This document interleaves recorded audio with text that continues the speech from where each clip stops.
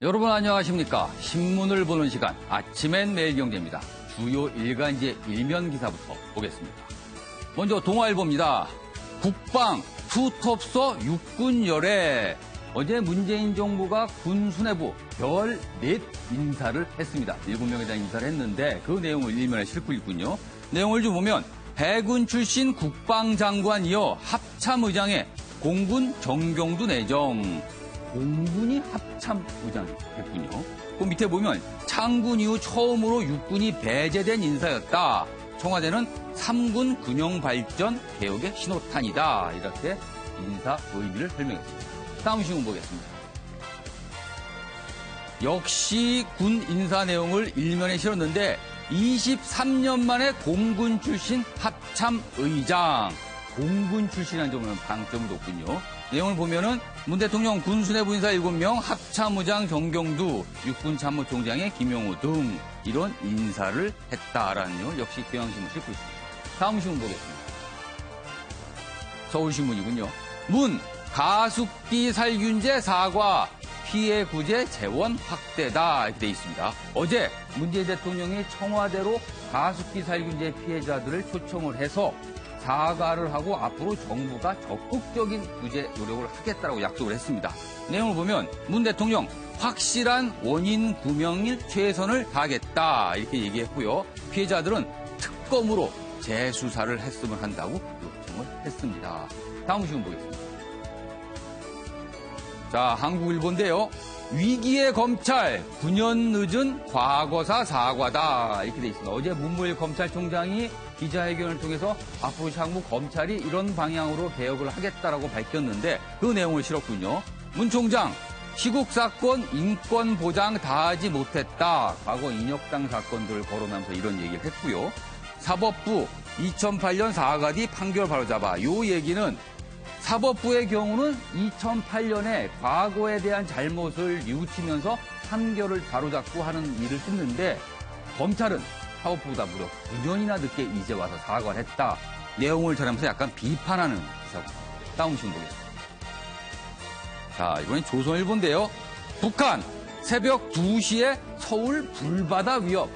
턱 하면 서울 불바다 하는데 어제는 새벽 2시입니다. 왜 그런가 하면 어제 우리 군이 연례 사격 훈련을 했는데 북한이 조선중앙통신을 통해서 이걸 계속할 경우 서울이 불바다 될 수 있다라고 또 우리에게 협박을 새벽에 날렸습니다. 자, 이번엔 사진입니다. 자, 이게 뭔가요? 이제 보니까 케냐 총선 대선이 동시에 실시됐는데 어제입니다. 현지 시간으로. 자, 투표를 위해서 이렇게 줄을 섰군요. 빽빽하게 앞뒤 사람에 거의 등을 붙였는데 이렇게 고달픈 행로였지만 그래도 투표권을 행사하겠다고 이제 기다리고 있는 모습입니다. 다음 사진 보겠습니다.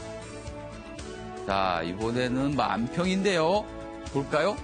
공관병의 갑질. 이거에 대해서는 아들같이 대했다.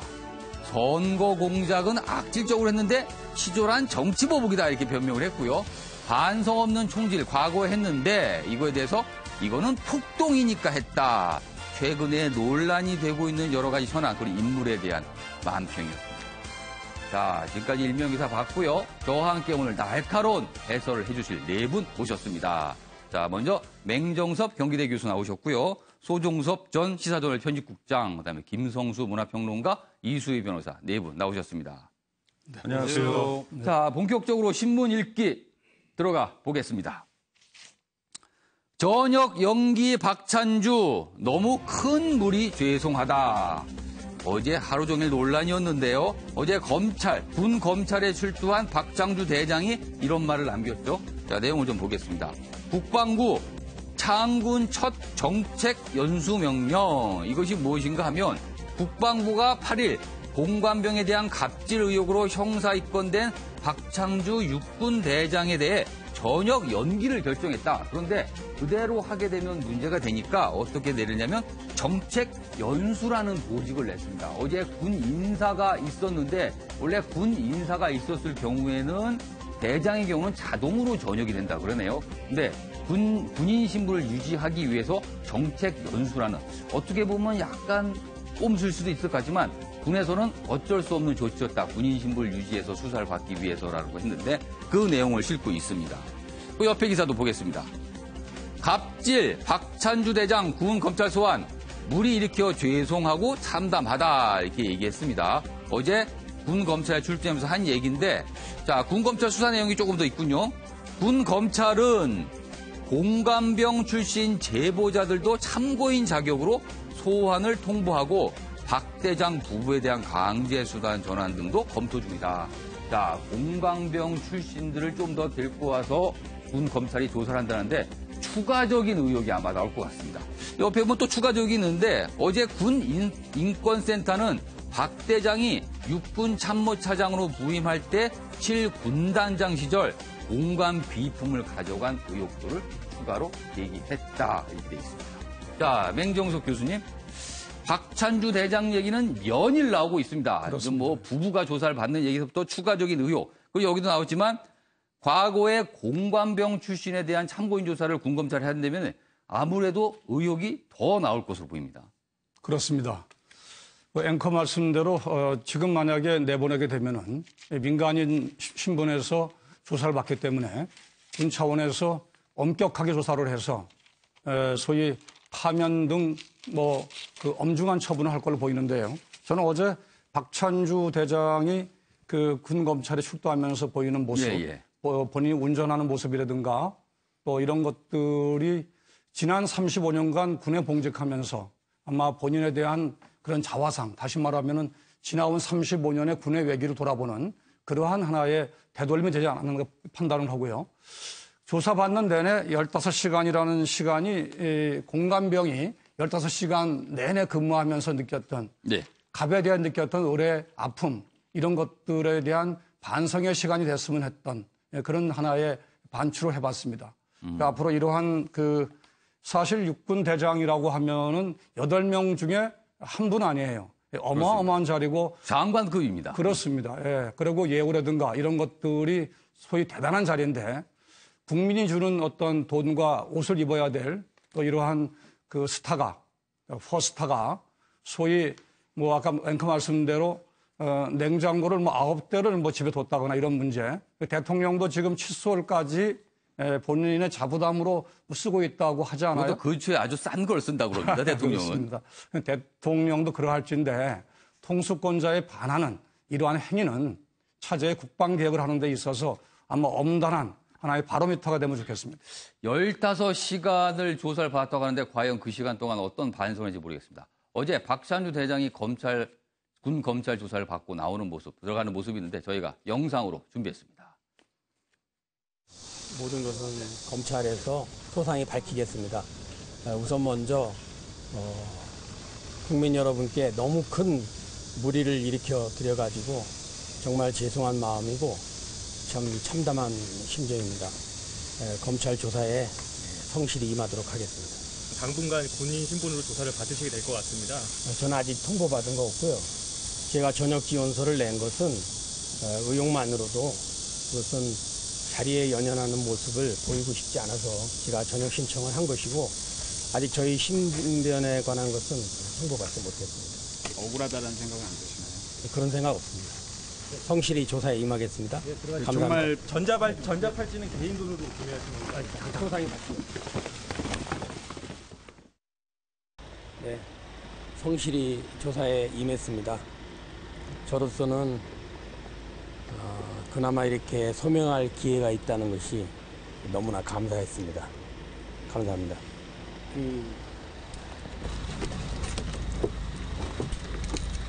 그 공감 비품 절도 의혹에 대한 그 의혹이 지금 새로 되게 됐는데 그거에 대해서는 어떻게 해명하셨는지 말씀하세요. 성실히 조사에 임했습니다. 감사합니다. 자, 지금 어제 영상을 보셨는데 소정선 전 국장님. 어제 영상을 보시면서 박찬주 대장이 여러 가지 얘기를 했습니다. 그러나 본인의 혐의를 인정하는 듯한 얘기는 전혀 없었죠. 그냥 참담 죄송한데 그냥 일반적 참담 죄송 같기도 합니다. 보면은 굉장히 그래도 출두하면서 본인 스스로 자동차를 몰고 나오고 그러니까 굉장히 낮게 보이는 거죠, 자세를. 굉장히 준비는 많이 한 것 같아요.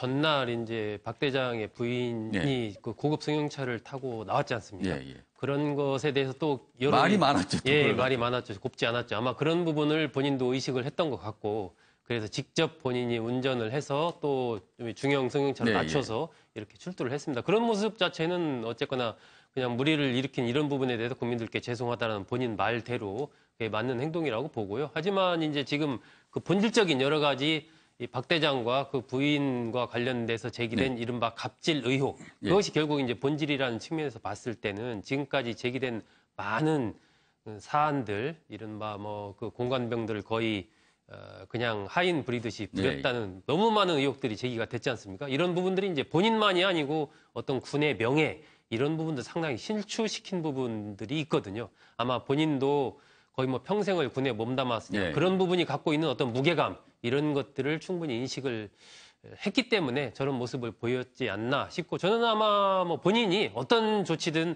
감수할 그러한 마음 자세를 갖고 있지 않나 하는 생각이 듭니다. 사실은 이게 대장으로서 이렇게 정책 연수라는 이 보직 이동을 된 것 자체가 뭐 창군 이래 처음 있는 그러니까 뭐 일이잖아요. 과거 전례가 없었던 예, 일이라고 전례가 없는 그러네요. 일이고 그리고 이제 뭐 그냥 단순한 저기가 아니고 거의 사병들을 그냥 정말 하인처럼 부렸다는 예. 이런 의혹 자체가 본인으로서는 굉장히 치욕적일 건데 예, 예. 그에 맞는 또 책임을 빨리 뭐 지고 철저하게 이제 조사에 응하는 것이 뭐 맞는 것 같습니다. 알겠습니다.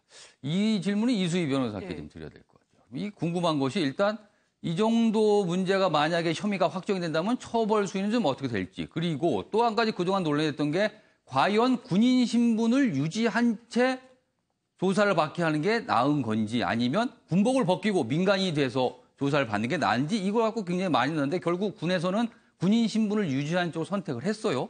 어떤 장단점이 좀 있는 건지. 그러니까 군복을 벗게 되면은 그 징계를 못 하는 거죠. 징계를 못 하면은 그 그러니까 군인 연금이라든가 이런 데 있어서 불이익을 줄 수가 그러니까 군인 없는 거죠. 신분으로서 징계를 할 수가 없다라는 거죠. 예, 그런 게 있지만 또 한편으로는 그래도 별 4개 대장인데 예. 군 검찰에서 얼만큼 그러면 철저하게 조사나 수사를 할 수 있겠느냐. 같은 식구 아니냐 또 뭐 이런 얘기도 나온단 말이에요. 근데 그거는 뭐 어쩔 수 없는 상황인 것 같습니다. 아무래도 저는 그러니까 징계 쪽에 무게를 둬서 지금 전역을 받아들이지 않은 것 같은데 예, 예. 지금 박찬주 그 대장의 경우에는 그러니까 이 부인이 어제 나가면서 그랬잖아요. 남편은 몰랐다. 남편은 모른다.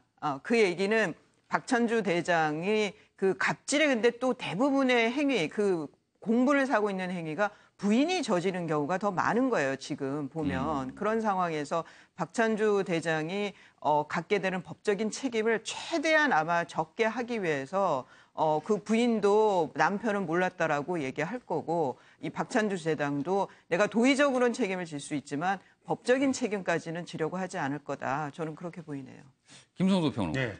사실 뭐 이 사건이 아니면 법적으로 처벌이 되고 재판이 진행이 될 것 같습니다. 그러나 문제는 군대를 가야 하는 그리고 군대에 있는 우리 젊은이들한테 사실은 굉장한 충격을 준 거거든요. 이거는. 그렇죠. 그리고 어떻게 보면 군에 대한 혐오를 더 부추긴 감이 있습니다.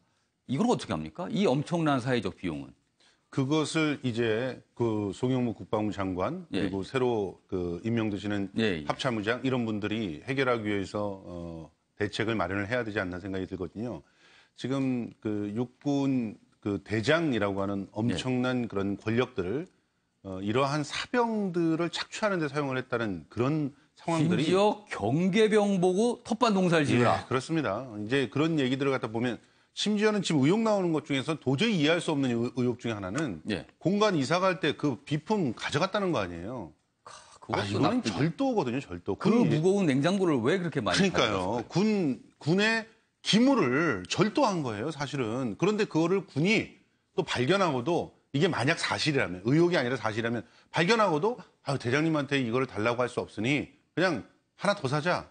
이런 식으로 처리해 왔다는 거거든요. 만약에 이게 어떤 관행처럼 이루어진, 그러니까 이번 것만이 아니라면 이거 더 뿌리 깊은 문제가 아닐까요? 그러면 결과적으로 우리 전 그 국민이 세금으로 군대를 유지하면서 사실은 나라를 지키기 위해서 헌신하게끔 맡겨놓은 그런 권한들을 내 편안함과 나의 어떤 재산을 불리기 위해서 썼다라고 하는 그런 얘기가 나오고 그것을 군 내에서는 전혀 관리할 수 있는 능력이 없다라고 하는 것이 입증이 된 것이기 때문에 이게 더 충격이라고 생각을 하거든요. 일단 박찬주 대장이 어떤 그 처벌을 받는지 이 부분에 대해서는 뭐 논박이 있을 거라고 봅니다. 그리고 거기에서는 서로 다른 입장 차이가 있을 거라고도 생각이 들어요. 그렇지만 이런 문제를 다시금 되풀이하지 않기 위해서 어떤 노력을 해야 되느냐. 여기에는 이견이 없다고 보거든요.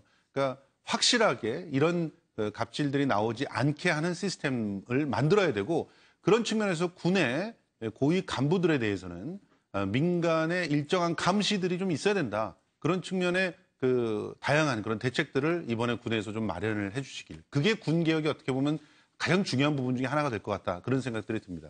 이번 사태를 보면서 제 지인이 이런 말씀을 하시더군요. 군 고위층 마음속에 최순실이 있었다고 이렇게 얘기를 하시더라고요. 다음 기사 보겠습니다. 자, 이번엔 검찰 기사인데요. 무리한 수사 기소 막겠다. 수사심의위원회 카드 꺼내든 검찰이다. 어저께 문무일 검찰총장이 기자회견을 통해서 검찰 개혁안을 밝혔는데 잠깐 기사를 더 자세히 좀 보겠습니다. 이목이 집중된 사건 외부 전문가 심의 맡긴다. 그러나 어제 내용에 대한 좀 약간 비판적 시각도 있네요. 검경 수사권 조정 문제 입장은 생략이 돼서 알맹이가 빠졌다. 국민 눈높이에 못 미쳤다. 이런 지적이 나온다고 합니다. 그리고 어제 전체적으로 봐서 청와대가 검찰개혁 카드를 꺼내들기 전에 선수를 친 것이다. 그래서 결국엔 이렇게 뭔가 알맹이가 빠진 내용이 아니냐 이런 비판이 있거든요. 어제 문무일 검찰총장의 기자회견 내용 저희가 영상으로 준비했는데 보겠습니다. 그래서 적법 절차 준수와 인권 보장의 책무를 다하지 못한 점에 대해 가슴 아프게 생각하며 이 자리를 빌려 국민 여러분께 깊이 사과드립니다. 자, 지금 영상에서 보셨지만 인권 보호에 다하지 못했다, 노력을. 그 내용이 뭔가 하면 여기 지금 있습니다. 인혁당 사건, 약촌 오거리 살인사건 과오다 이렇게 인정을 했거든요. 자, 인혁당 사건은 이겁니다. 과거 박정희 정권 시절 중앙정보부가 벌인 2차례의 공안 조작 사건인데 특히 1974년에 발생한 2차 인혁당 사건의 경우는 북한의 지령을 받아 유신체제에 반대하는 사람들을 국가전보근무로 몰아간 거거든요. 그리고 이들 8명을 사형을 시켰습니다. 죽었거든요. 이게 인혁당 사건입니다. 그리고 약촌 오거리 사건은 2000년에 발생한 전북 익산 약촌 오거리 택시기사 살인사건 관련해 폭행 강금 수사를 통해서 최모 씨가 억울하게 누명을 쓴 사건이라고 합니다. 자, 맹정석 교수님. 어제 전체적으로 보면 여기 신문은 수사심의위원회 이런 평가를 내려서 뭔가 인권 보호를 한다는 측면에서는 높게 평가를 했지만 막상 검찰 쪽에서 개혁 과제로 떠오른 수사권 조정 아니면 공수처 이 부분에 대해서는 어제 언급하지 않았다라는 부분에서는 약간 비판적인 시각들이 있습니다. 그렇습니다. 어제 그 문무일 총장의 기자회견을 보면은 되게 영묘한, 영리하고 검찰의 운영의 묘미를 우리가 느낄 수 있는 선제 공격이라고 할까요? 다시 말씀드리면 영리한 내용을 밝힌 것이다. 우리가 그 검경 수사권 분리 문제에 대해서 이런 문제에 대해서 예단을 하고 또 그동안의 검찰의 부정적인 일면에 대해서 일소를 하겠다라는 셀프 개혁안을 낸 것인데요. 뭐 여러 패널들이 말씀을 하시기 때문에 제 말씀의 핵심은 두 가지를 두고자 합니다.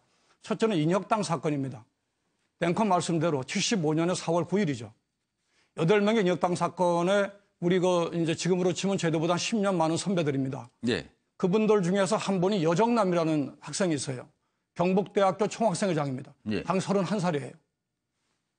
군 검찰 사형 선고를 언도받은 다음 날 처형됩니다. 그렇죠. 보통 군법에서 6개월 정도는 생명을 보장해 줍니다. 단칼에 날렸어요. 그러니까 지금 감옥에 있는 박근혜 대통령의 정치 본산이라고 하는 TK에서 경북대학교 총학생회장을 한 칼에 목숨을 잃게 했습니다.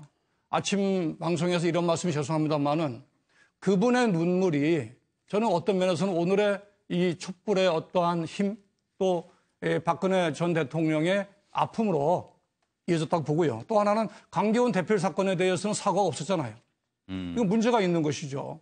91년도에 우리도 깜짝 속았어요. 저렇게 착한 강기훈이라는 그 전민연의 사회부장이 저러한 행동을 했을까? 그런데 매스컴의 기능이 보태면서 결과적으로는 강기훈 대필 사건. 어제 잠깐 뉴스에 봤습니다만은 지금 50대 중년이 된 깡마른 이 강기훈 후배의 얼굴을 보면서 다시는 우리나라에 이런 식의 이념을 잣대로 해서 한 개인의 소위 검찰의 무리한 수사, 표적 수사, 그리고 반인권 수사를 통해서 이렇게 인명을 앗아가는 이런 것들은 좀 없었으면 바람입니다. 다만 어떻든 간에 반쪽 사과가 됐지만은 문무일 총장의 용기에 대해서는 좋은 평가를 좀 내리고 싶습니다. 알겠습니다. 이수희 변호사께 질문 드릴게요. 어제 문무일 검찰총장의 기자회견 내용 그리고 인권 보호를 강조한 부분에 대해서 뭐 긍정의 평가 계속 있습니다. 그러나 개혁 방안이 구체적이지 않다는 부분인데 특히 공수처 부분은 거론하지 않았거든요.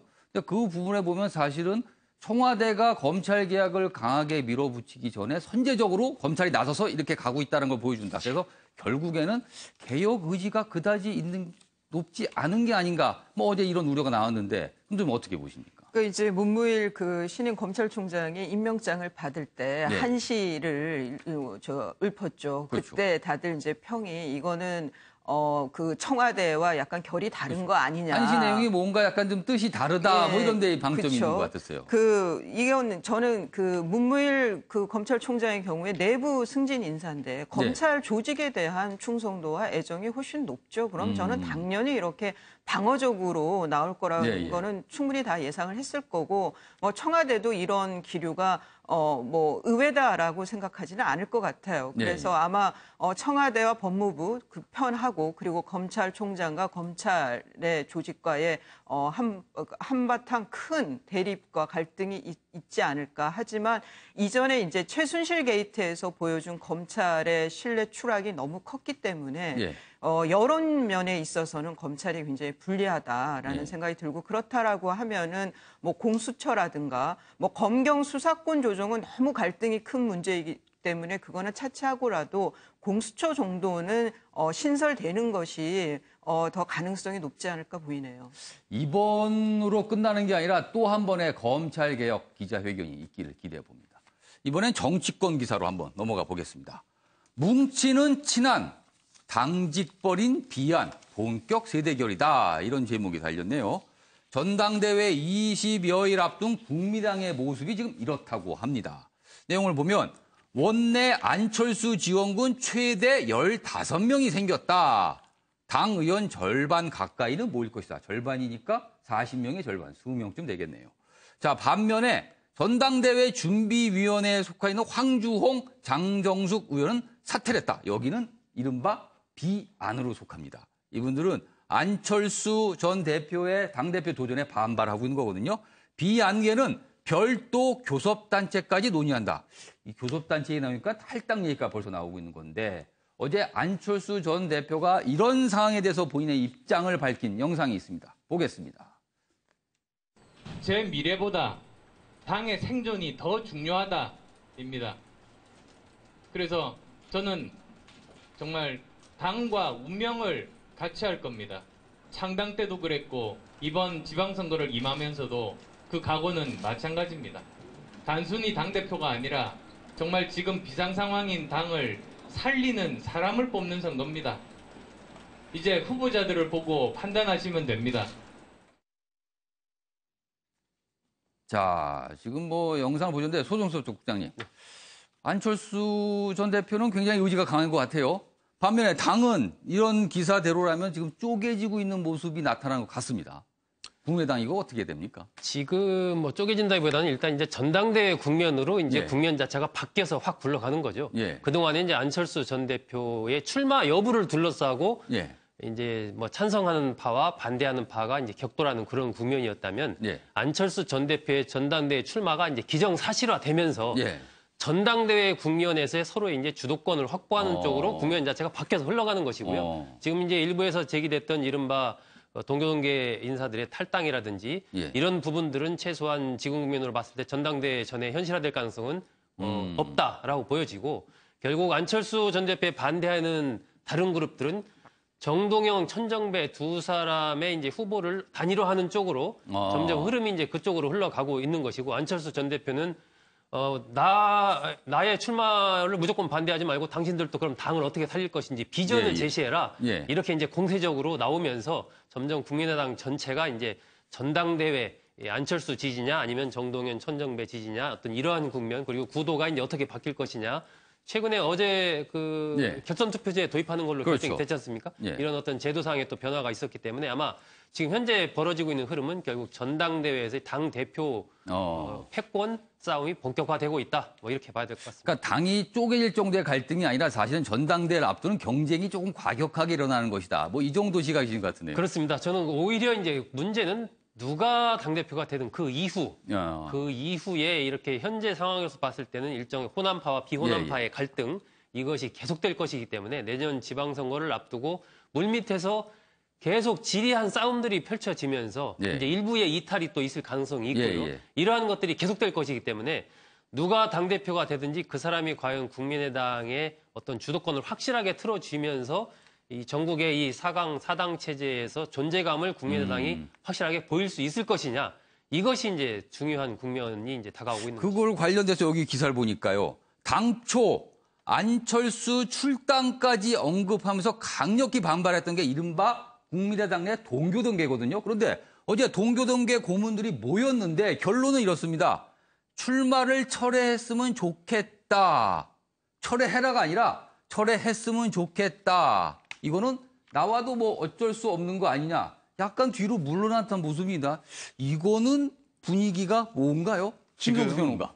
이제 그 구도상에서 그 동교동계가 명분을 상실했다라고 하는 것을 인정하는 겁니다. 사실은 처음에 안철수 전 대표가 전당대회 출마할 때까지는 어떤 입장을 견지했냐면 지금 안철수 대표는 자숙을 해야 되는데 국민으로부터 확실하게 어떤 자신의 패배에 대해서 그 충분히 자인하고 내공을 쌓을 수 있는 그런 기회들 없이 다시 돌아오는 것은 그건 큰 문제다라고 하면서 이제 그 안철수 전 대표를 주저앉히려고 했죠.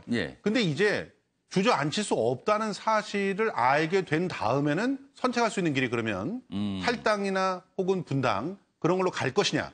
그렇게 되면 이제 결과적으로 갈 수 있는 선택지가 두 개죠. 하나는 호남의 자민련으로 남는 것인가 아니면 다시 민주당으로 복귀할 것인가 이거란 말이에요. 근데 민주당에서 복귀를 안 받아들일 거예요. 그런 상태에서 호남 자민련은 지금 지지율 10% 갖고 어떻게 합니까? 10%가 됩니까? 지금 호남 내에서 국민의당에 대해서 지지율 10%인데 이게 만약에 쪼개져서 나왔을 때는 그 10%도 장담하지 못하는 수준이에요. 그러면 결과적으로 정치를 하기 위한 바닥에 아무것도 없이 분당이나 출당을 갖다 할 수가 없는 것이죠. 그런 상태에서는 어떻게 보면 전당대회에서 당의 주도권을 가져오는 방식으로 방향을 선회했다. 이렇게 보는 것이 옳을 것 같고요. 그런 측면에서 결선 투표를 관철시킨 것이 또 하나의 희망이 될 것 같습니다. 그렇지만 이 동교동계에서 원하는 대로 그림이 그려질 것 같지는 않은 것이 지금 그 안철수 대표 진영으로 속속들이 모여들고 있는 그 구심력이 굉장히 그러니까 세고 거셉니다. 뭐 이미 15명은 넘어갔다. 뭐 그렇죠. 이렇게 나옵니다. 왜냐하면 현실적으로 그 호남에서 그 맹주로 활약하고 있는 사람들의 어떤 이미지와 앞으로의 비전들이 마땅하지 않거든요. 지금 천정배 그 뭐 전 대표 정도가 좀 그 이미지가 있는 그런 정도지 이미 다들 이제 퇴락한 분들이다 이런 생각을 갖고 있기 때문에 퇴락한 사람들에게 어떻게 당의 주도권을 맡기느냐 하는 그런 입장들도 굉장히 거세게 일어나고 있기 때문에 전당대회는 열어놓고 봐야 될 것 같습니다. 알겠습니다. 관련 기사 하나 더 보겠습니다. 뭐 큰 집이라고 할 수 있겠죠. 또 국민의당 분들은 굉장히 불쾌하다고 그러겠네요. 큰 집이라고 그러면. 민주당, 국민의당 탈당파 합류 반대 기류가 있다. 탈당이나 분당 사태까지는 안 갈 것으로 예측하면서도 혹시라도 탈당한 의원들이 민주당에 들어오겠다고 해도 반대하는 의원들이 많다. 뭐 이렇게 민주당의 분위기를 전하는 기사입니다. 자, 맹경석 교수님. 민주당은 지금 어떻게 보고 있는 걸까요? 진짜로. 더불어민주당으로서는 뭐 이제 쾌재라는 편이 뭐합니다만은 즐기면서 보고 있죠. 좋아하면서 또 즐기고 있죠.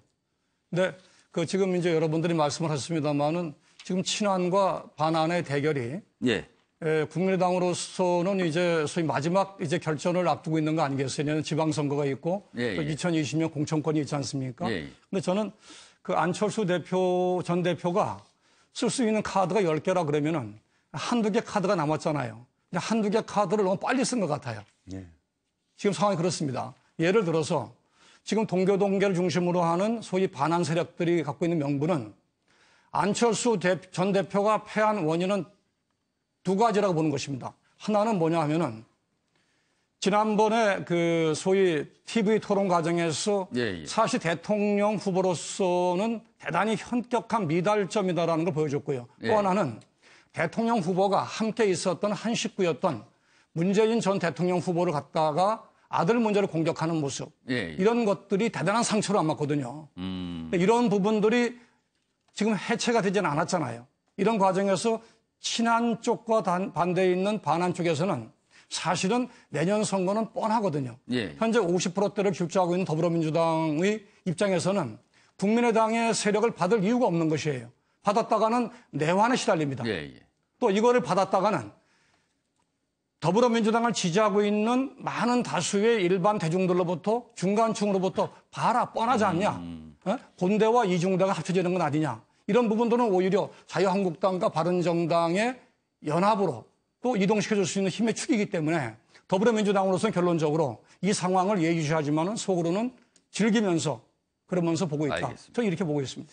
이게 지금 보면요. 이번 뭐 이 국민의당만이 아니고 전국에서 예를 들면 기존에 이제 지금 민주당 어떤 내년 지방선거를 출마하는 사람들이나 아니면은 2020년 총선을 내다보는 사람들로서는 굉장히 지금 혹이거든요.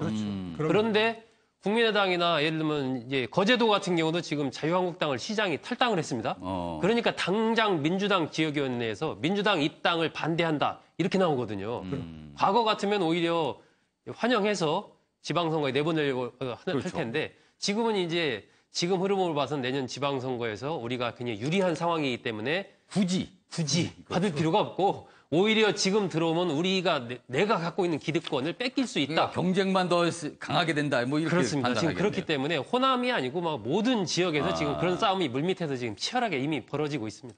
국민의당 의원들은 참 고민이 많겠습니다. 그런데 이 부분에서 우리가 하나 살펴봐야 될 거는 안철수 카드가 말씀하신 대로 너무 일찍 썼다라고 하는 그 의미가 뭐냐면 이 불리한 지방선거에서 분명히 패배할 것이 뻔히 거의 보이는 그런 상황이란 말이에요. 물론 아직까지 시간이 남아있다. 우리에게 예단하기는 어렵지만 12척의 배가 있습니다. 이렇게 얘기할 수는 있지만 굉장히 어려운 싸움이거든요. 그러면 정말 현명하게 계산을 한다면 차라리 동교동계를 중심으로 해서 당권을 잡게 해서 지방선거가 패배한 다음에 그 책임을 물어서 구원자로 등판할 수가 있는 그런 어떻게 보면 꽃길이 있는데 왜 안철수 대표는 지금 그걸 잡으려고 하는가? 지금 소탐 대실 아닌가? 이런 얘기들을 하고 있는 건데 안철수 대표 입장에서는 만약에 지방선거를 일정 정도 우리가 성적이라도 낼 수 있으면 단단한 그런 어떤 제2기의 발판이 마련된다. 그러니까 어떻게 보면 거기에 올인을 하는 것이죠. 근데 이렇게 도박 같은 정치가 과연 우리 정치계에 정말 이득이 될 것인가? 이 부분에 대해서는 참 여러 가지 안타까운 마음들이 있는 것입니다. 자, 이 다음 기사로 좀 넘어가겠습니다. 박정희 기념관 표지석에 욕설 이렇게 돼 있습니다.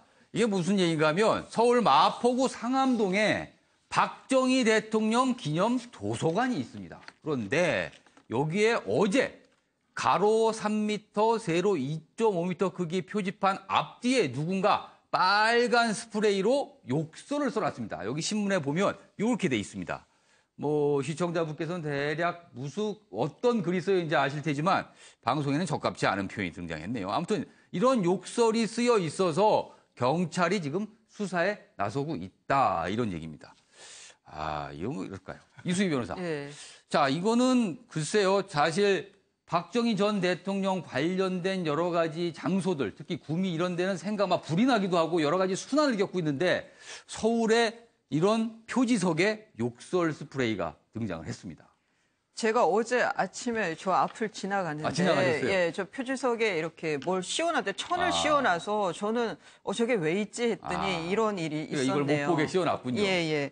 근데 저는 뭐 이런 얘기가 있었어요. 최순실 게이트 났을 때 딸 박통 때문에 아버지 박통의 공로도 다 지워질 거다 이런 우려 섞인 얘기가 이제 보수 쪽에서 있었죠. 근데 그게 좀 현실화되는 것 같습니다. 그런데 저는 그러니까 뭐 박정희 전 대통령이나 유경수 여사에 대해서 이제 개인적으로 너무 숭앙을 하고 이런 모습들이 좀 반발을 일으키고 반감을 일으키는 부분이 분명히 있다. 그래서 좀 그런 개인적인 그 추모나 숭앙으로 가지를 않고 그 지금 박근혜 전 대통령에 대해서도 좀 비슷한 현상이 벌어지고 있는데 좀 객관적인 그 공로, 객관적인 그 기준으로 좀 그러니까 그 잘한 거와 못한 거를 판단을 해야 되지 않을까. 그러면 좀 저런 반발이라든가 저런 이제 좀 적나라한 저런 반감들이 표출되는 게 좀 덜하지 않을까 싶고 또 하나는 보수 내부에서 지금 어떤 담론도 안 나오고 있는 상황인데 좀 보수 내부에서의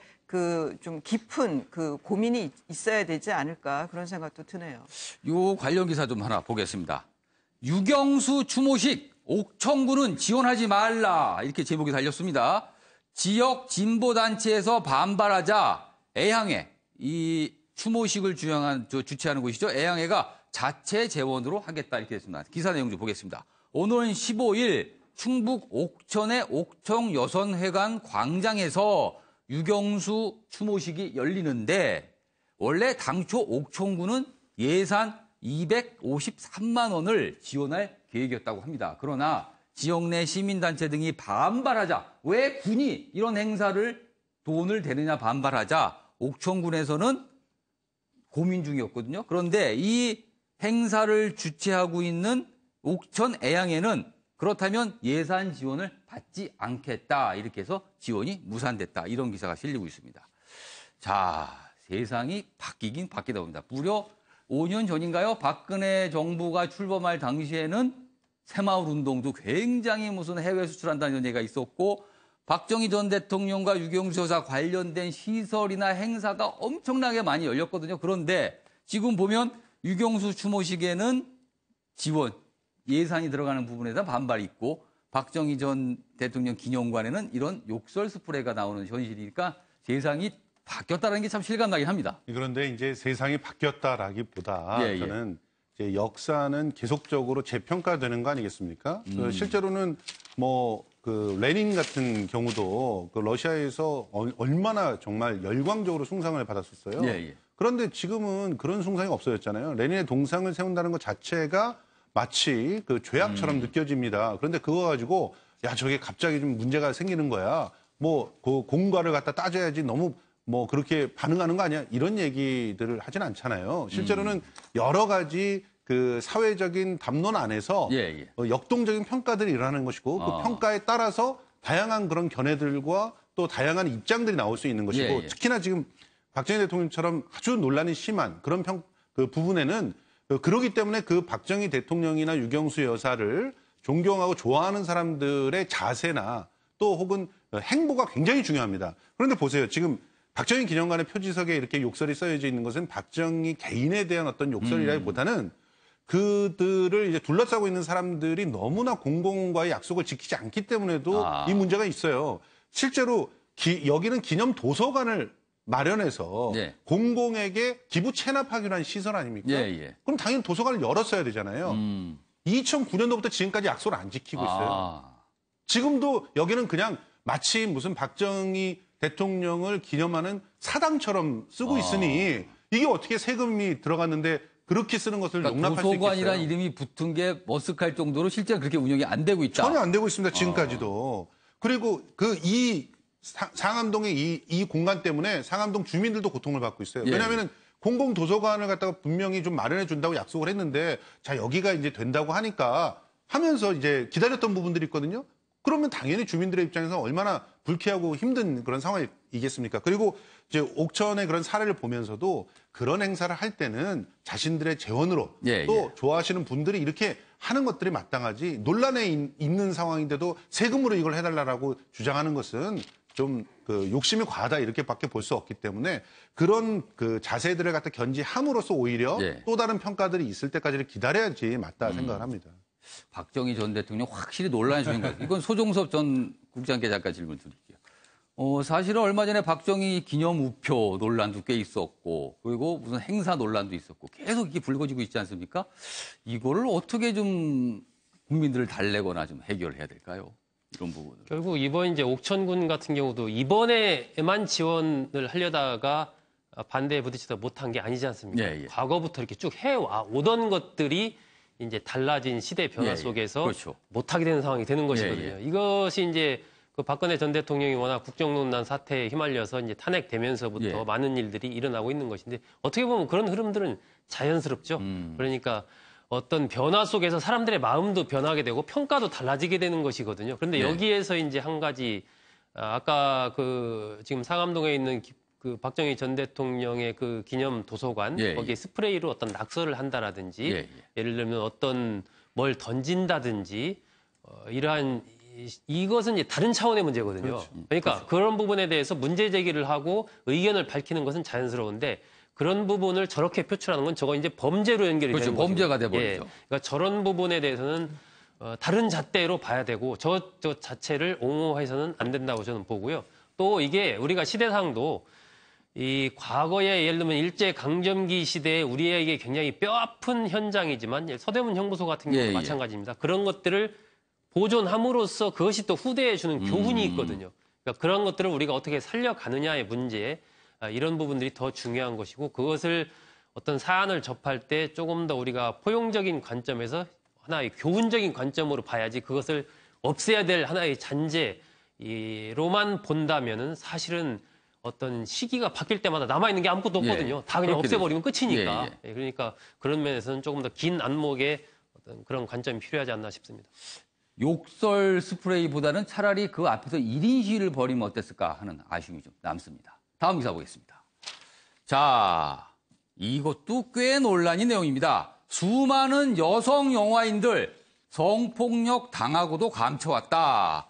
영화감독 김기덕, 굉장히 논란이죠? 김기덕 사건 대책위가 어제 회견을 열었는데 이러이러한 내용들을 밝혔습니다. 촬영 때 뺨 때리고 성적 행위를 강요했다. 영화 메비우스 여배우 고소한 것이 발단이 된 것이다. 완성도, 작품성 운운하면서 그 뒤에 숨어서 인권 침해를 했다. 어제 이런 주장들이 나왔습니다. 자, 이 기사와 관련해서는 좀 더 많은 이야기가 있다고 합니다. 박진아 아나운서가 전합니다. 얼마 전에 김기덕 감독이 여배우를 폭행하고 노출을 강요했다는 주장이 불거졌죠. 이에 대해서 영화인들은 한 목소리로 비난했습니다. 어제 여배우 측 공동대책위원회가 진상규명을 촉구하는 기자회견을 열었는데요. 이들은 감정이입을 위해 저지른 폭행은 연출이란 이름으로 합리화될 수 없다고 질타했습니다. 이어 김기덕 감독의 태도에 대해서도 지적했는데요. 김 감독이 일전에 명백한 증거가 있다면 사과하겠다는 입장을 밝혔는데 공대위 측이 사과를 넘어서 법적으로 책임져야 한다고 꼬집은 겁니다. 또 이들은 해당 여배우가 4년 만에 고소장을 낸 입장을 대신 전달하기도 했습니다. 사건 당시 변호사와 경찰 모두 이 사건에 대해서 부정적이었다는데요. 현재 여배우 측은 손해배상을 거부하고 있고요. 돈 때문에 고소한다는 의심의 눈초리에 대해서 오해받기 싫다고 전했습니다. 어제 이런 기자회견 내용에 대해서 김 감독 측은 추가 입장 발표는 없다며 말을 아끼고 있습니다. 이어서 대담으로 가보겠습니다. 우리의 요구 하나, 폭행과 강요죄 등에 대한 성역 없는 철저한 수사를 진행하라. 피해 여성 배우 신상 파헤치기를 당장 중단하라. 이 피해자는 지난 4년 동안 여성단체들 많이 찾아다녔습니다. 이렇게 여러 군데 문을 두드렸지만 돌아온 이야기는 대부분 부정적이고 자칫 무고죄로 고소당하면 어떡할래. 이런 식의 겁들로 인해 가지고 용기를 낼 수가 없었습니다. 촬영 현장에서 사전이나 사후에 아무런 양해나 설명, 합리적인 이유도 없이, 설명도 없이 수차례 몸이 돌아갈 만큼, 뼈가 얼얼할 만큼 뺨을 때리는 것은 연기 지도라고 할 수 없습니다. 대본에 없는 아무런 양해를 구하지 않은 갑작스런 그 자리에서 아주 곤혹스러운 역할을 강요하는 것은 연출이 될 수가 없습니다. 자, 저기 보면 수많은 여성 영화인들 성폭력 당하도 감추었다. 어제 이제 폭로한 내용의 핵심적인 내용인데 김성두 평론가. 네. 지금 문학의 분위기는 어떻습니까? 터질 게 터졌다라고 하는 터질 게 분위기고 터졌다. 이번 기회를 통해서 바로잡고 가야 된다는 얘기들이 쭉 나오고 있어요. 사실은 수많은 여성 영화인들이 성폭력 당하고도 감춰왔다라고 하는 이 말을 저는 제가 주로 연극계와 뮤지컬계에 있었기 때문에 저게 사실이라면 대단히 충격적인 일 아닙니까? 그런데 그게 관행처럼 받아들여져 왔어요. 제가 직접 기획을 하고 제작에 동참을 했던 한 연극에서도 예. 여성들만 나오는 작품이었거든요. 예. 저희 선배인 연극 연출가가 실제로 이 여성 배우들을 술자리를 강요하고 거기서 신체적 접촉을 하고 심지어는 그 외의 것들을 더욱더 이렇게 연출이라는 이름으로 강요하는 그런 모습들을 옆에서 지켜보다가 결국은 갈등을 빚고 그 연출을 제가 이제 한마디로 사임을 시켰던 그런 일이 있었거든요. 그러니까 그런 일들이 너무 비일비재하게 일어나기 때문에 사실은 한 세대 전만 해도 예. 문제라고 여기지 않았던 거고. 그러니까 문제라고 보지 않는 예. 관행이 있는 거군요. 그러면. 그래서 저희 때부터 문제라고 여겨서 문제 제기를 하면 예. 이제 연출권에 대한 도전이다. 이런 식으로까지 얘기를 하는 그런 사람들이 있었습니다. 그러니까 아까 기사처럼 작품성 뒤에 숨어서 예. 저런 갑질을 한다. 이런 거네요. 아니 이런 분들이 대부분 보면 상 받은 분들이에요. 다 인정받고 어느 정도 연출가로서 자기 나름대로의 어떤 우리는 그림이 있다 이렇게 표현을 하거든요. 그런 그림이 있는 사람들인데 그런데 결과적으로 행하는 과정에서는 자신의 어떤 예술적 창조를 위한 나는 어떤 빌미하에 예. 이런 갑질들을 했던 것인데요. 어쨌든 이 문제들이 이제 표면으로 불거졌기 때문에 그리고 시대 정신상 이 문제를 갖다 이제는 더 이상 방치하면서 넘어갈 수 없기 때문에 과거의 문제들을 다 일일이 끄집어내서 다 형사적인 어떤 처벌을 하지는 않더라도 차후에 이런 문제가 발생하지 않게 하기 위한 시스템과 대책들을 만들어 놓고 가야 된다. 그래야 정말 자신들의 어떤 그런 열정 이외에 다른 평가에 의해서 이제 배우로서의 어떤 자질이 이제 논해지고 그리고 그것 때문에 하고 싶은 연기들을 못 하게 되는 그런 사태들이 벌어지지 않을 것이라고 봅니다.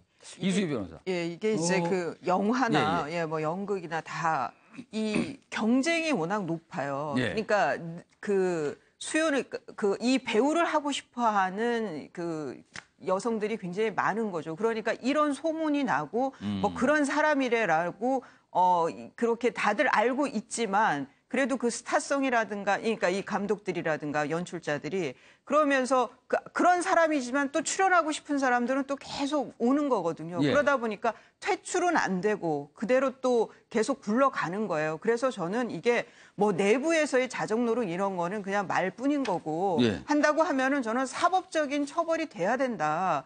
외부에서의 힘이 가해져야지 그나마 이게 조금이라도 변화가 있는 거지 아니면 사법적인 처벌이 없다 그러면 이런 스타성이 있는 감독이나 연출이나 이런 사람들은 제작자나 퇴출이 안 되거든요. 저는 그게 외려 굉장히 큰 문제가 아닌가 이런 이런 문제를 계속 반복시키는 주요한 이유인 것 같습니다. 한 가지 궁금한 것이 과거에 배우들이 이 문제를 제기하면서 고소나 법적인 조치를 취하겠다고 했을 때 일부 변호사들 같은 경우 뭐 상담을 받았는데 해봐야 소송 못 이긴다. 뭐 이런 얘기까지 했다 그래요. 그렇다면 이번 사건은 어떻게 법적으로 처벌이 가능한 겁니까? 그러니까 지금 이게 뭐 몸이 돌아갈 정도로 뺨을 때렸다. 이거는 이제 폭행이죠. 그게 또 뭐 많이 멍이 들었다면 상해인데 김기덕 감독은 내가 연기를 실감나게 실현을 해준 거다라고 하면은 이건 사법부가 판단하기 애매한 거죠. 그렇죠. 검찰에서도 판단하기 애매한 거고 우리가 때린 게 아니라 이건 실감나게 내가 한번 보여준 그렇죠. 거다. 그리고 뭐 또 애드립으로 어떤 성의 장면은 아닌데 어떤 그런 성적인 그런 게 있는 장면을 찍을 때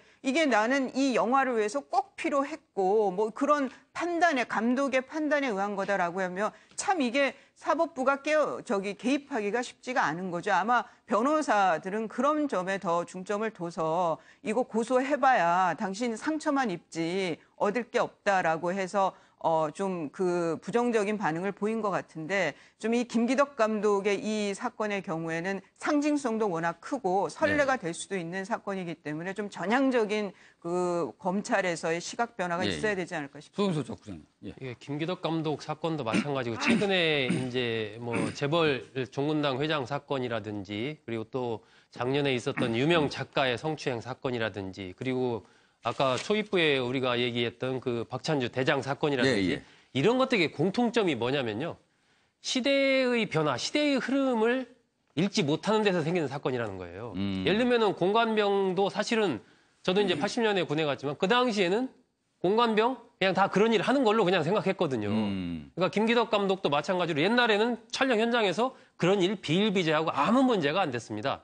근데 지금은 이제 그런 부분이 시대가 바뀌면서 민주화됐고 인권의식이 많이 높아졌고 이런 시대 변화 속에서 아, 내가 옛날에는 이렇게 했는데 이제 좀 바꿔야 되겠구나. 내가 이러면 안 되겠구나. 이러한 것을 인식을 해야 되는데 그런 것을 인식을 못하고 과거에 해왔던 똑같은 관행을 하다 보면 그게 이제 어느 시점 되면 그게 이슈화가 되는 것이고 사건화가 되는 것이거든요. 지금 터져나온 많은 것들은 이런 부분들 속에서 그런 CEO든 작가든 뭐 군인이든 뭐 저런 영화 감독이든 이 시대의 흐름 속에서 어떤 행동을 해야 된다. 그 깨달음을 다시 한번 주고 있는 것이죠. 알겠습니다. 다음 기사로 넘어가겠습니다. 청년 버핏이라더니 버핏은 주식 투자로 유명한 미국인이죠. 청년 버핏이라더니 주식으로 번 돈은 달랑 14억 뿐이다. 400억을 주식으로 벌었다 해서 유명한 인물이 있거든요. 박철상 씨인데 이 박철상 씨는 400억을 벌었다고도 소문이 났고 또 모교에 10억이 넘는 돈을 뭐 기부해서도 아주 화제가 됐던 인물인데 알고 보니까 실제 400억을 번 게 아니고 지금까지 번 돈은 한 10억 정도, 14억 정도에 불과하다. 그래서 거짓말을 한 게 아니냐. 지금 이런 논란이 휩싸이고 있습니다. 특히 박 씨는 홍콩 자산운용사 등에서도 근무했다라고 이력이 알려졌는데 실제로는 그렇지 않았다고 합니다. 자, 이수희 변호사. 예. 이거는 법적으로 어떻게 문제가 되는 겁니까? 지금 굉장히 여론은 들끓고 있어요. 많은 분들이 이 박철상 씨를 주식 투자의 귀재라고 하면서 우상처럼 여기는 분들이 많던데 실제 알고 보니까 400억이 아니고 한 10억 좀 넘게 보니까 그냥 평범한 주식 투자다. 이렇게 나서 뭐 지금 주식 투자계에서는 충격이라고 합니다. 그러니까 400억을 얘기하다 14억이라고 그러니까 작은 것 같지만 대학생이 종잣돈 1,000만 원, 2,000만 원 갖고 14억을 벌었다 그러면 귀재는 맞죠. 뭐 귀재까지라고 하기에는 뭐하지만 그렇죠. 그 액수도 물론 굉장히 큰 액수입니다. 근데 이제 이 그 박철상 씨 얘기는 자기는 부당이득을 한 거는 없다는 거예요. 거짓말을 한 거는 맞는데 그것 때문에 무슨 뭐 어떤 왜 그런 거 블로그 같은 거 운영하면서 뭐 카페나 이런 거 운영하면서 돈 받아가지고 뭐 이렇게 그 팁을 좀 주면서 주식 투자 팁을 주면서 돈을 번다든가 그런 거는 안 한 것 같아요. 그래서 본인은 부당이득은 한 것이 없다라고 얘기하지만 뭐 그래서 법적으로 그런 뭐 이득을 챙긴 게 없다라고 하면은 이거는 처벌을 뭐 범죄가 되는 건 아니지만 많은 분들에게 희망이 결국 좀 수포로 가게 만든 거는 희망이 박탈됐다고 그건 누가 책임질 거냐 이런 분들도 그런 있거든요. 거는 좀 도의적인 책임은 큰 거죠. 알겠습니다. 그런데 이 부분은 좀 잠깐 생각해 봐야 될 게 이분은 자기가 번 돈의 상당히 많은 부분을 기부했어요. 실제로 지금 모교에 6억 7,400만 원이 납입이 돼 굉장히 또 기부도 많이 했습니다. 확인돼 있고 자기 스스로 이제 변명을 할 때 기부 문화를 정착시키려고 하는 그 욕심이 너무 크다 보니 사실관계를 바로잡는 데 적극적이지 못했다. 이 얘기를 하고 좋은 일도 했는데요. 예, 그리고 이분의 그 가면을 벗긴 사람이 있거든요. 신모 이사라고 이제 사실은 예전에 그 주식 투자 사기를 했던 이진 씨를 갖다가 저격해서 이제 그 발가벗긴 그런 그분은 아주 그런 분이죠. 분들만 골라서 저격을 하시는 분 같아요. 근데 그분이 이제 자기 글에 써놓기를 안타까웠다. 사실 알고 난 이후에 안타까웠다. 혼란이 왔다라는 거예요. 왜냐하면 아니 근본이 나쁜 사람이 아니고 보니까 기부에 대한 그 철학과 또 행동들이 확실하더라. 그러니 이 친구를 사기꾼이라고 이렇게 몰아가기에는 좀 부족한 부분이 있었다. 이런 고백들을 하고 있거든요. 참 여러 가지로 우리들한테 생각할 거리를 갖다 던져주는 것 같아요. 우리 사회가 어떻게 보면 이런 전설과 신화를 굉장히 갈구했어요. 그래서 이 사람이 14억을 벌었는데 확인도 하지도 않고 400억 얘기했고 그냥 믿은 거죠. 예, 그걸 또 서로가 막 이렇게 부풀려 가면서 떠받치기 굉장히 급급해하는 그런 모습들을 보였던 언론과 이런 쪽의 책임들이 더 크지 않나 생각이 듭니다. 자, 이번 순서는 신문 대 신문입니다.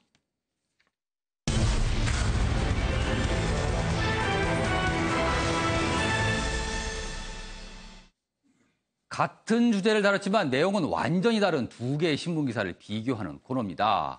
오늘은 육군이 아니죠. 국방부죠. 국방부 인사 내용을 좀 보겠습니다. 군 인사가 어제 있었는데 그 내용에 대해서 2개의 사설이 있습니다. 내용을 좀 보겠습니다. 먼저 한국일보 사설인데요. 제목은 이렇습니다. 육군, 육사 탈피 군 순회 인사 국방개혁으로 이어가길. 아주 긍정적인 평가를 했습니다. 내용을 보면 육군 출신 독식도 숱하게 지적돼 왔다. 육사가 핵심 육군 장교 양성기관이라고 해도 군 요직의 90%를 차지하는 것은 문제가 있다. 이번 인사는 이런 구태를 깨려는 출발점으로 평가할 만하다. 아주 높이 평가한 사설입니다. 자, 옆에 기사 보겠습니다. 중앙일보 사설인데요. 보면은 파격적인 군 인사, 전력 약화로 이어져선 안 돼. 뭔가 문제점 제기를 하고 있네요. 군 주요 장성들이 대거 빠져나가면서 전투력 약화로 이어지지 않을까 우려도 나온다. 특히 북한의 국지 도발이 지상에서 주로 발생하는데 해군 출신 장관, 공군 출신 합창의장 체제는 걱정이다. 그러면서 또 이런 얘기도 하고 있습니다. 육사 37기 대장 3명과 38기 대장 1명이 모두 전역했다. 핵심 인재인데 왜 버렸느냐. 이런 문제 제기를 하고 있습니다. 자, 맹조석 교수님. 2가지 사설, 어제 군 고위 인사에 대한 평가인데요. 어느 쪽이 공감이 가십니까? 저는 지금 시대의 트렌드나 국방부 내 여러 문제를 봤을 때 한국일보의 국방개혁에 대한 방점에 무게를 좀 두고 싶습니다. 사실 지금 군의 문제라는 것이 우리가 이게 1, 2년 내에 이게 이루어진 것이 아니잖아요. 지난 그 소위 70년간 소위 우리 군 내부의 부정부패, 부조리 이런 것들, 인사의 어떠한 문제 이런 것들이 그동안에 악화돼 있었거든요. 이런 부분에서 대통령께서 오죽하면은 비육사 출신 또 해군 참모총장을 지낸 송영무 장관을 임명을 했고 또 투톱 중에 하나인 합참의장으로 또 공군 출신을 임명을 했어요. 근데 이번에 좀 재미있는 것이 지난번 송영무 장관을 임명할 때도 왜 송영무를 임명할까라는 문제를 많이 제기했거든요. 이번에도 비육사가 출신 중에서 육군 참모총장을 임명하고 싶은데 여러 검증 스크린 과정에서 거기에 적합한 인물이 많지 않다는 거예요. 이게 한국일보가 지적하는 국방개혁의 방점입니다. 그러니까 군이든 검찰이든 경찰이든 인사는 결국은 인사가 만사거든요. 옛날에 와이에서 그런 말씀 하셨습니다만은 지금 우리가 전력 약화를 두둔할 때가 아닙니다. 북한은 1조를 가지고 핵을 만들고 미국과 맞서서 소위 말해서 ICBM을 개발을 해서 소위 평화 억제력을 유지하려고 하지 않습니까? 물론 이를 보는 시각은 여러 가지가 있겠습니다만은 이거는 비용의 문제가 아니라 인사 문제는 우리가 철저하게 지금부터라도 사람 중심으로 어떤 사람이 박찬주 같은 사람이 아니고 비박찬주 같은 사람들이 있다 그러면은 소위 육사, 비육사를 가리지 말고 국방개혁에서 정말 적합한 인물을 좀 더 우리가 뽑아내서 우리 그 선두에 좀 우리가 좀 내세워야 된다. 저는 이렇게 생각을 해서 한국일보의 국방개혁에 관한 길에 대해서 저는 더 지지를 좀 보내고 싶습니다. 소종섭 국장께서는 어느 쪽 기사에 좀 더 공감이 가십니까? 저는 뭐 둘 다 나름대로 일리가 있다고 생각해요. 일단 기존의 이제 육군 중심의 군 구조를 바꿔야 된다. 과연 육군 중심으로 계속 가야 되느냐. 여기에 대해서는 전체 어떤 그 외국의 사례도 마찬가지고 해군과 공군력을 강화하는 그러니까 군의 구조 자체를 바꿀 필요가 있는 겁니다. 그러려면 자연히 인사도 그에 따라서 변화가 있어야 되는 것이고 기존의 육군 중심의 구조에 대해서는 변화가 불가피하다. 그런데 여기서 이번에 보면은 지금 중장급 이상, 그러니까 별 3개 이상이 한 15명 가까이가 전역하는 것으로 지금 나오거든요. 그렇죠.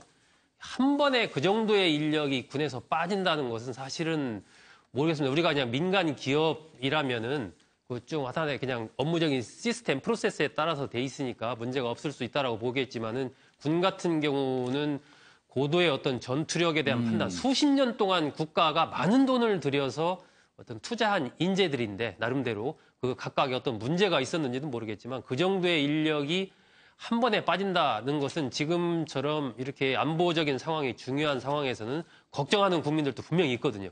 그런 부분에서의 어떤 차질 없는 준비, 그에 대한 또 대응 이런 것들이 좀 필요하지 않나 싶습니다. 좀 아깝다는 말씀인 것 같습니다. 자, 다음 기사로 좀 넘어가 봅시다. 이 역시 군 관련 기사인데요. 진해 해군기지서 핵 추진 잠수함 설명 듣고 그게 해군의 꿈이군요. 누구의 얘기인가 했더니 문재인 대통령이 한 말이라고 합니다. 문재인 대통령이 잠수함 챙기는 까닭.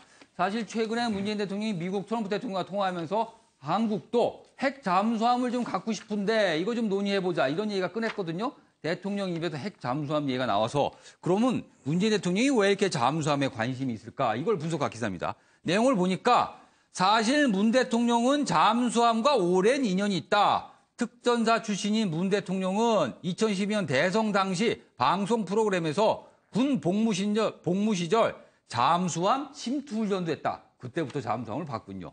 그리고 문 대통령이 청와대 민정수석을 지냈던 그 시절 당시 노무현 대통령이 핵 추진 잠수함을 실전 배치한다는 계획을 세웠다. 그러니까 참여정부 때도 이 얘기가 있었다. 이런 얘기거든요. 그러니까 이게 좀 뿌리가 깊은 얘기인 것 같군요. 다음 기사 보겠습니다. 자, 여기 보면 문학의 소식이 나왔는데요. 문학의 권력 이동 신호인가? 부산영화제 김동호, 강수연 사퇴 선언을 했다. 10월 행사 뒤에 이사장과 위원장직을 떠난다. 그러니까 갑자기 사퇴 선언하니까 이거와 관련해서 혹시 이게 블랙리스트와 뭐 관련된 거 아니냐? 뭐 이런 논란이 일고 있다고 그럽니다. 김성수 평론가. 예. 이건 어떻게 된 얘기입니까? 부산국제영화제가 정상화되는 과정이라고 보고 있고요. 실제로 그 강수연 집행위원장 사실 어려운 시기에 부산국제영화제를 안정화시키기 위해서 노력을 많이 했습니다. 그렇지만 이 안정화라고 하는 그 작업 안에는 부산시하고의 관계 유지라고 하는 것도 들어가 있거든요. 그런데 실제로 부산국제영화제를 누가 죽이려고 했습니까? 부산시에서 사실 죽이려고 했던 부분들이 있었죠. 심지어는 의혹입니다만 부산시에서 다른 페스티벌을 키우면서 국제영화제 자체를 이제 없애려고 했다라고 하는 그런 얘기들도 한때는 나오기도 했었습니다. 그만큼 부산시는 지금 이 국제영화제의 쇠락에는 원죄를 갖고 있는 건데 그 원죄를 무마시켜주는 그런 역할을 했던 거 아니냐, 결과적으로. 이 부분에 대한 비판들이 있었어요.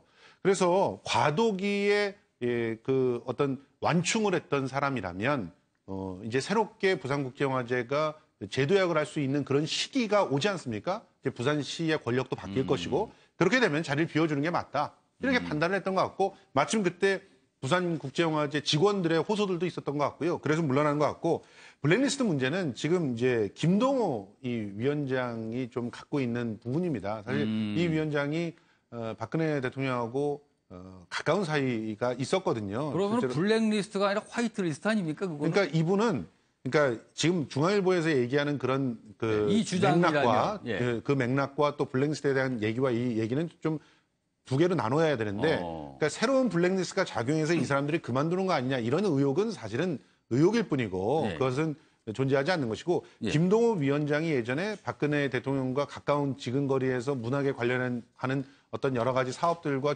자문들을 했는데 이때 당시에 블랙리스트에 대한 것들을 혹시 관여했던 거 아니냐 이런 의혹들은 남아있는 것이고요.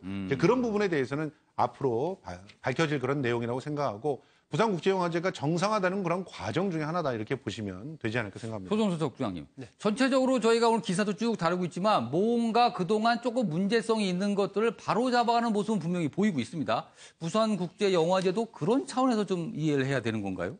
뭐 그런 측면이 있다라고 봐야 되겠죠. 결국은 이제 뭐 과거 우리 역사에서도 마찬가지 아니겠습니까? 새로운 왕조가 들어서면 그 전 왕조에서 잘 나갔던 뭐 신하들이라든지 이런 부분에 변화가 오고 문화 자체도 달라지고 마찬가지로 이 새로운 이제 권력이 들어섰으니까 그에 맞춰서 지금 공공기관장들도 뭐 스스로 자진 사퇴하는 분들이 계속 나오고 있지 않습니까? 마찬가지로 영화계에서의 이러한 권력에서의 변화도 자연스럽게 지금 일어나고 있는 과정이라고 보여집니다. 자, 이번에 국제 기사 한번 보겠습니다. 사실 지금 유럽에서는 아주 이 기사로 떠들썩합니다. 살충제 달걀 공포. 유럽 밥상서 계란이 사라졌다. 무슨 얘기가 하면 대충 잡는 피프로닌이라는 성분, 살충제 성분이라는데 이게 벨기에, 네덜란드에서 발견되더니 전 유럽으로 이 계란이 확산이 됐다고 합니다. 그래서 유럽 식탁을 위협하고 있다는데 내용 좀 더 보면요. 인체에 치명적인 살충제 성분이 포함된 달걀이 벨기에와 네덜란드에서 발견되면서 살충제 공포가 프랑스와 영국 등 전 유럽으로 확산되고 있다. 이 달걀이 다른 유럽 지역으로 수출이 됐기 때문이거든요. 이수희 변호사, 우리나라도 이게 혹시라도 오늘도 벨기에 쪽에서 사실 농축산물을 꽤 많이 수입하고 있는데 혹시라도 우리나라가 영향을 받는 것도 아닐까요? 그 지금 뭐 농림수산식품부에서는 스페인산은 수입을 했는데 거기에서는 이게 검출이 안 됐다고 해요. 근데 제가 이 기사를 보면서 그러면 유럽산 과자는 그것도 이제 한 그렇죠. 7, 8월에 만들 6월 과자에는 7, 8월. 달걀이 거의 들어가는데요. 네. 그거는 그러면 수입하지 말아야 되는 거 아닌가? 아니면 수입이 된다 해도 먹으면 안 되는 거 아닌가? 이런 또 새로운 생각이 들었는데 이런 좀 식품 가지고 이거는 그 네덜란드 그 양계하시는 분이 뭐 그 먹는 거에 장난을 친 건 아니고 닭이 진드기가 붙는 거를 없애겠다고 이 살충제를 뿌렸다가 이런 사달이 났는데요. 우리 양계 하시는 분들도 이런 거는 좀 예의주시를 하고 봐야 될 것 같아요. 그러니까 반면 교사로 삼을 문제가 아니 싶습니다. 자, 그러면 경제 기사 좀 한번 보죠. 부동산 정책에 대한 여러 가지 말들이 계속 나오고 있는데 다주택자 집 팔라면서 살 사람 대출 묶으면 어쩌란 말이냐 이렇게 나와 있습니다. 앞뒤 안 맞는 파리 부동산 대책 졸속 규제에 불만 항의가 지금 정부에 많이 접수되고 있다고 합니다. 자, 젊은 부부들 다주택자리 난감하다. LTV 강화로 내 집 마련이 멀어지고 투기 지역 이미 양도세 10% 올랐다 이렇게 돼 있습니다. 맹정석 교수님. 네. 파리 부동산 정책에 대한 아무래도 조금 빨리 준비하다 보니까 이렇게 촘촘하지 않은 측면이 좀 드러나고 있는 것 같아요. 그렇습니다. 우리가 이제 지난번에 초초부자 증세라고 하죠. 지난번에 우리가 그 세금 증세 문제 때문에 논란도 많았습니다만 이 문제도 그와 연장선상에서 볼 수 있을 것 같습니다. 예를 들어서 소비자 입장에서는 집이 필요하신 분들은 꼭 필요하신 분들, 예를 들어서 신혼가족이라든가 또 그동안 집을 장만하지 못한 그런 분들 입장에서는 이번 부동산 대책이 본의 아니게 심리적인 축소를 주고 또 하나는 그 다주택자들한테는 과도한 세금 부담으로 또 이제 하나의 심리적인 압박을 주는데요. 전 여기서 우리 일반 국민들한테 좀 한 말씀을 드리고 싶은 것이 정부의 정책이라는 것이 거시로 가다 보면은 미시적인 피해가 있을 수 있어요. 그런 부분에서 같이 공감하고 고통을 나누는 자세가 필요합니다. 다만 신혼주택이나 소위 말해서 앞으로 5년간 10년간 꼭 집이 필요한 절실한 우리 근로세대라든가 젊은 세대들한테는 정부에서 예전에 보금자리 주택처럼 적극적인 주택 그런 어떠한 대안을 좀 줄 필요가 있다. 저는 이렇게 생각을 합니다. 알겠습니다. 기사 좀 더 보겠습니다. 차범근 분데스리가 레전드 9에 뽑혀. 자, 분데스리가는 독일 프로축구를 말하죠. 아주 유명한 프로축구인데 308경기에 출전해 무려 98골을 기록했다. 그래서 분데스리가가 내세우고 있는 9명의 선수에 뽑혔다. 역시 대단한 선수인 게 분명히 봅니다. 자, 먼저 기사 하나 보겠습니다. 자, 하루 14시간 1000건 넘게 배달한다. 누구 얘기인가 보니까 집변 얘기인데 올해만 이런 과로 때문에 12명이나 목숨을 잃었다 하는 이야기가 싣고 있는데 집변 문제 시급히 해결돼야 할 것 같습니다.